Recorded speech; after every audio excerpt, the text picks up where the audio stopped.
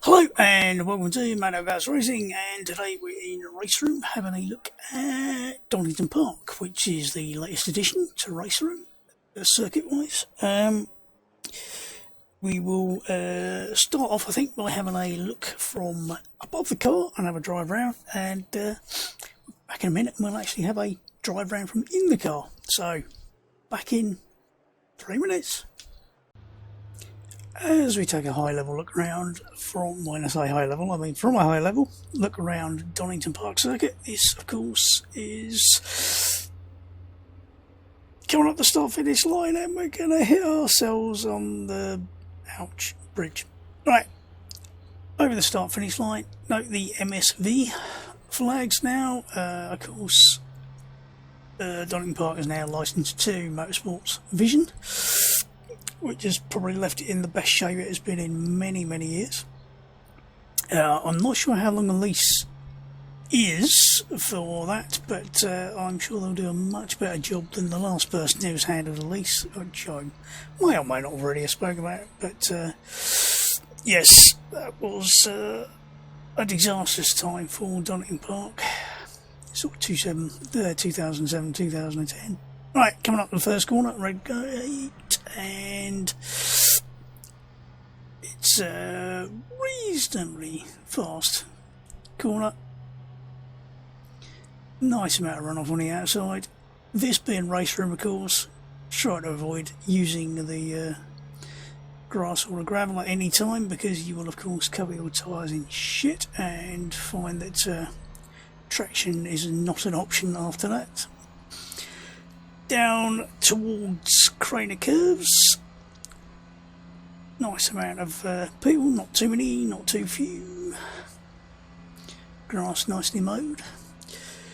See, they've done a really nice job of modelling it. I don't know whether they're, I presume they're using scan data for these nowadays, so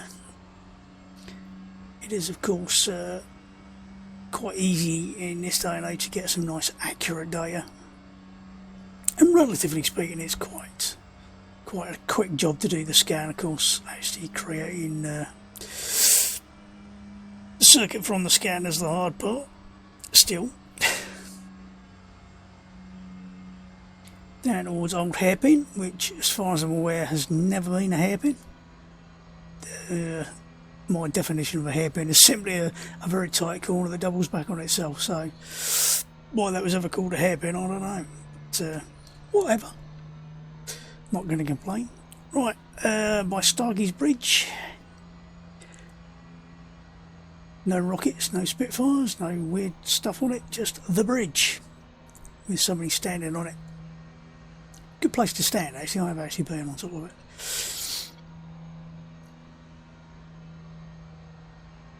Still don't remember if there really is a big runoff gravel track on the outside on all the copies of the circuit. Sims. Don't always see it from this angle, so you don't always think, oh, it should look like that. Through Schwantz towards the one I can never remember the name of.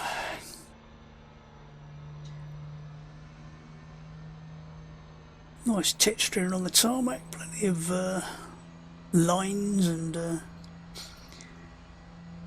life in the tarmac, shall we say. Then section where they put a bridge underneath.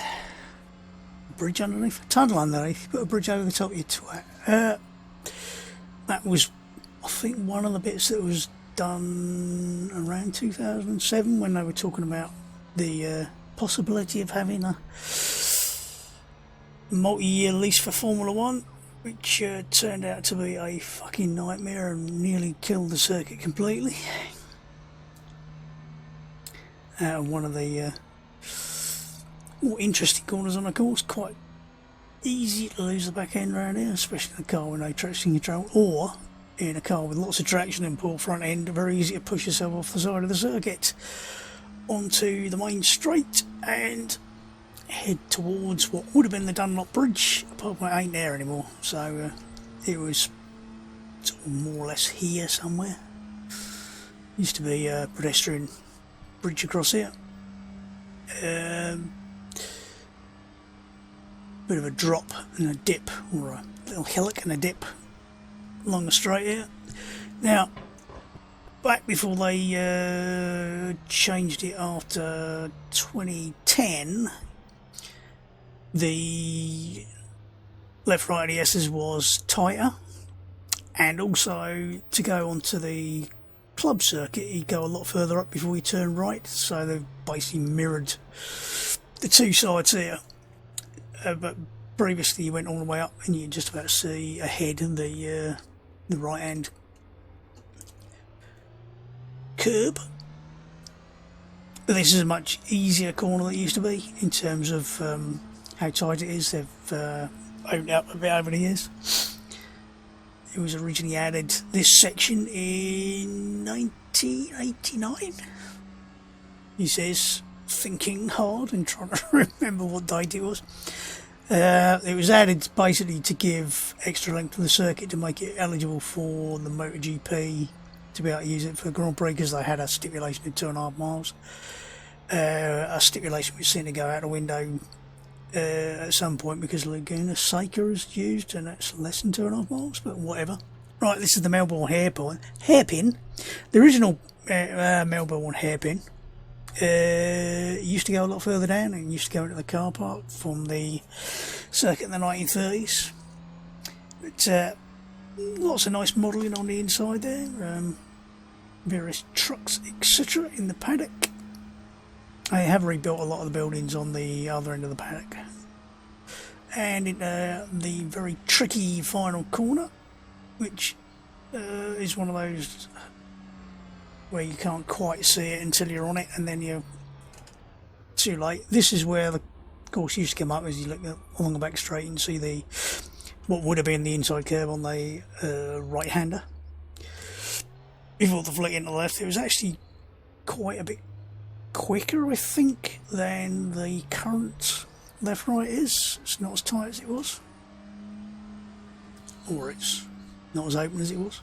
And back on the start-finish straight, entrance to the pits. It's quite a short pit because you've got quite a early entrance to the pit, and the exit to the pit is always a bit interesting, shall we say. Right, that's that. Now we'll get back to doing a slightly quicker lap, hopefully. Right, hello and welcome back, and let's have a look from in a car. Now, I'm in a GT3 Porsche, so let's have a look. If I remember which button to press, I'll turn the map on. What button was it? Yep, here we go, track map. Do I need anything else? Probably not. We'll have a not too fast, not too slow. Alright, as I probably mentioned whilst driving around, the Donington Park opened originally in the 1930s. I've probably given a load of spiel when I did one of the other Sims Donington Park, but yeah, it was open in the 31 through till 39, stayed open, and then closed for the Second World War. Was brought back to life by the Wheatcrofts, Tom Wheatcroft, in 1977. It reopened.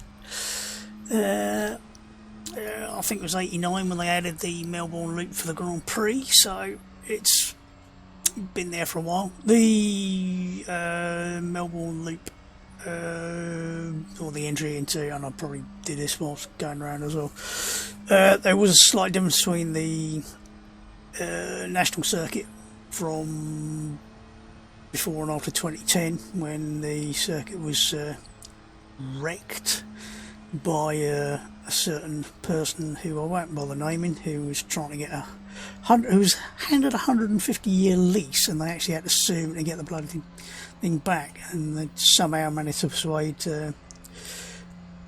Formula 1 to give them the rights to the bloody Formula 1 Grand Prix as well, even though they didn't actually have any sodding circuit to do it with.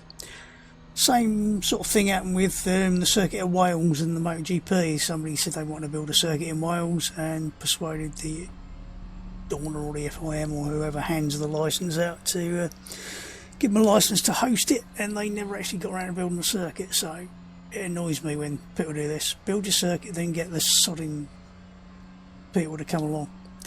I know you probably need somebody to go, oh, but I want to be able to guarantee this so as I can get some investor to come in. But it was the lack of investors, despite having the promise of Formula 1, that's why this place got wrecked and nearly didn't bloody recover. But now it's in the hands of Motorsport Vision, Jonathan Palmer, doing a great job with yet another British circuit, and more power to the man is all I can say, because he's revived a lot of circuits that have had somewhat flagging fortune, shall we say.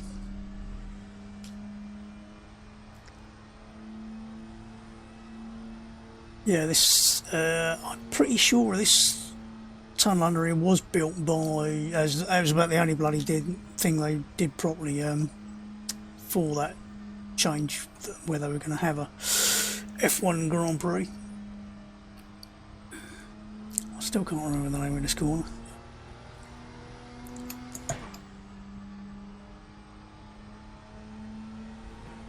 Yeah, it's a circuit that sort of it's a game of two halves, if you like. The sort of main part that makes up, in fact, the national circuit, and you would, if you were going to do the national circuit, you'd be hanging across this side of the track probably to be able to turn right at the end here. But we're going on the Grand Prix circuit, so we're going to turn left. Personal opinion, I prefer the national circuit. Personal opinion, I prefer the national circuit when this corner was a bit further up. It wasn't quite as tight. But you will have to watch these nasty bits on the inside. They don't affect this car a lot, but sort of some other cars might find those a bit nasty. You'll also have to watch out. The usual track limits through there are quite aggressive, so it's quite easy to actually cancel your lap time. Annoyingly, Raceroom still doesn't show you your damn lap time if you stray off the limits, and I really wish they would get rid of that strange idea that it doesn't show your lap time. I just want an idea. I don't care whether or not it's actually a valid lap, I just want to know what the lap time was. But yeah, it's a very nicely done circuit. Like I said, I'm pretty sure it's probably done from laser scan data, and I've no idea what sort of state my tyres are in, but let's try and give it a little bit of a decent lap. Probably got stone cold tyres.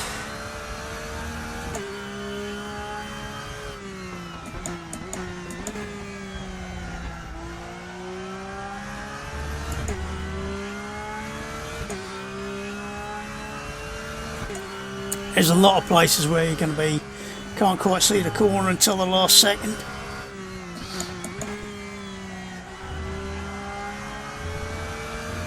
There's a lot of places where you use a lot of the run off the other side of the curbs, but then you will suddenly find that you might have used a bit of runoff, and then you suddenly find you used too much, like probably there.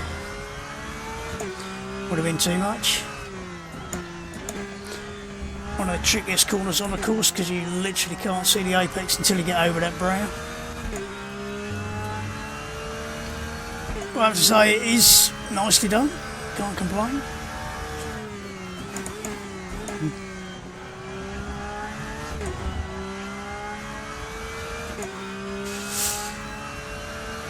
I'm never sure about whether it really runs all the way at the curb coming out of the foggy chicane or not. Sometimes you feel like you should, and other times it just feels like, nope, don't need to. It really depends how much you chop the first as opposed to the second part of the corner. Again, you can't see that until you get to it, so work out where you want to brake and just brake. And you might have to try and spot your turning point. Not a great opening lap, but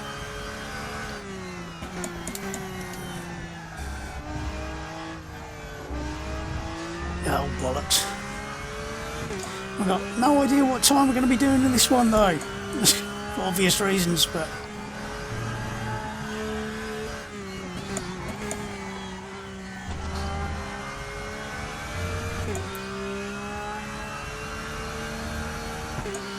that really annoys me. That it's just, it stopped doing the timer. Why?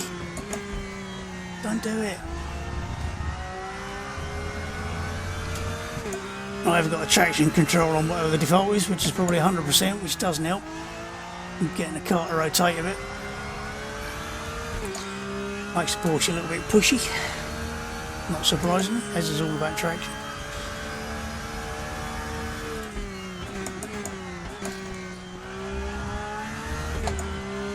That'd have probably been a cut. But surprising those little yellow sausagey things aren't too offensive through the FFB in this, so they're not too bad.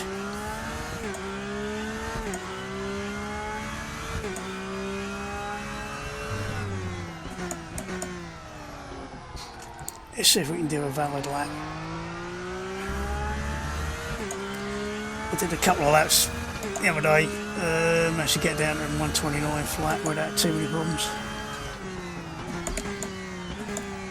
A lot of people use a hell of a lot of the pit exit. I prefer not to. It's just one of those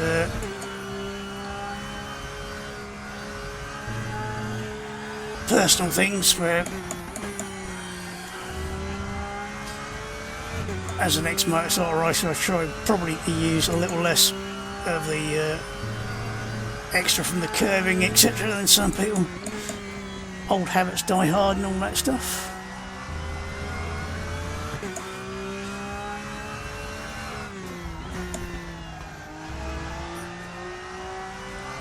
Trying to get on the power as early as possible out of there. Going with 100% traction control in Raceroom, it does make it a little difficult sometimes to get the cars to rotate properly.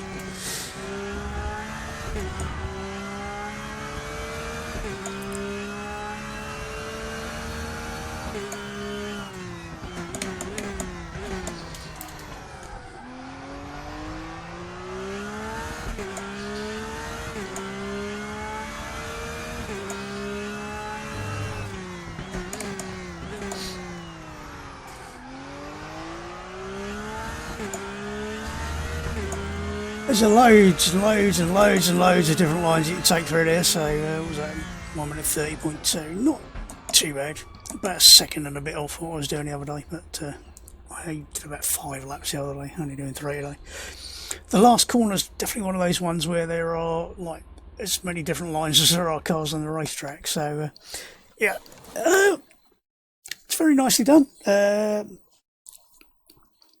Quite a nice flowing circuit apart from the last section. Like I said, it's definitely a track of two halves. Some people love it, some people hate it, but that's the way it goes. And what I'm going to do is I'm just going to jump in a different car, do a couple of laps, and I'm going to replicate Ayrton Senna, but only in the dry. Obviously, famously, there's only been one modern-ish F1 race around here, and that was the I forgot what year it was. Ayrton Senna won, having stopped 3 million times in the rain. Dry, rain, dry, rain, dry type race. So you can use the FR90 and try and replicate that. Don't forget, of course, the SSH onto the L1 loop will be slightly different. So whatever lap time we did, whatever, doesn't matter. But yeah, I'll do a couple of laps in that and make a complete fool of myself probably. But I'll change my steering wheel or a slightly rounder one for the age appropriate steering wheel. So back in a minute in a different car, and then I will say enjoy racing, see you soon, goodbye.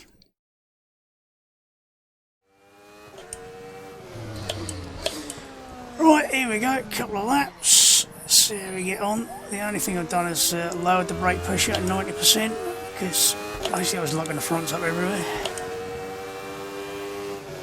and I might still do, you never know.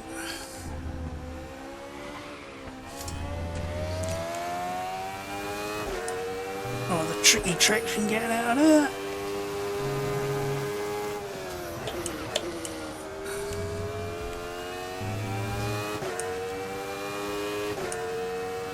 The FR90 is quite a handful. It's very easy to overdrive. You just have to relax and not try too hard, especially out of places like here. Actually found short shifting it had actually made it worse. It seemed to kick the back end quite nasty. Right at the point where you want the traction, you're suddenly losing it. And you have to try and avoid too much of the green stuff through the foggy S's.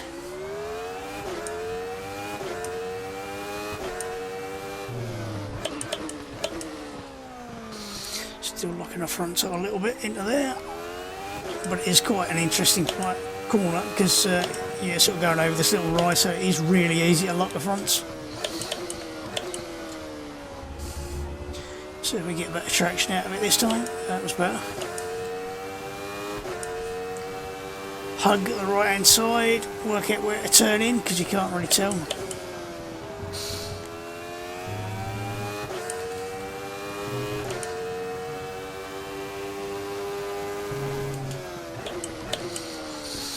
Try not to run extra wide through there, miss the apex by a country mile, but whatever.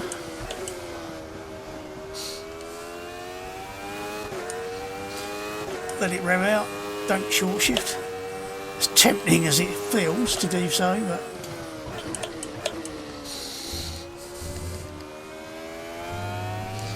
now this, I feel like I want to run all the way to the curb there, so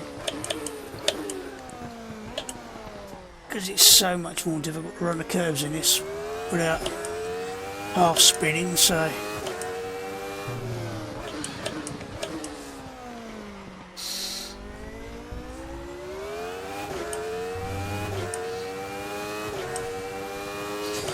here we go, couple of laps.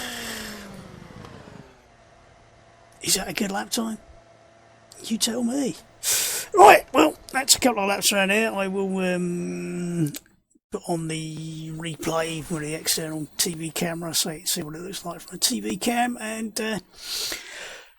that'll do. Good addition. Like I said, I prefer the national to the international or Grand Prix circuit. Personally, I just don't like the last little section, but that's only my opinion. You might love it.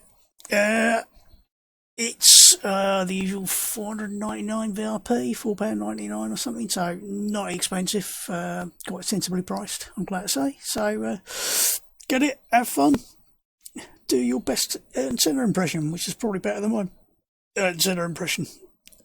I think most people's would be at the moment. Just lack of practice, that's what it is. Well, that's my excuse anyway, I'm sticking with it. So that's all from me for now. Enjoy driving, have fun, and I'll see you soon.